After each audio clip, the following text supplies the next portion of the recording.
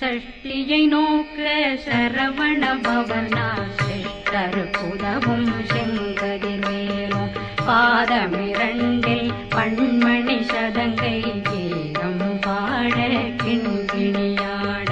சஷ்டியை நோக்க சரவண பவனார் சிஷ்டருக்குதவும் செங்கதிர்வேலும் பாதமிரண்டில் பண்மணி சதங்கை கீதம் பாட கிண்கிணியாட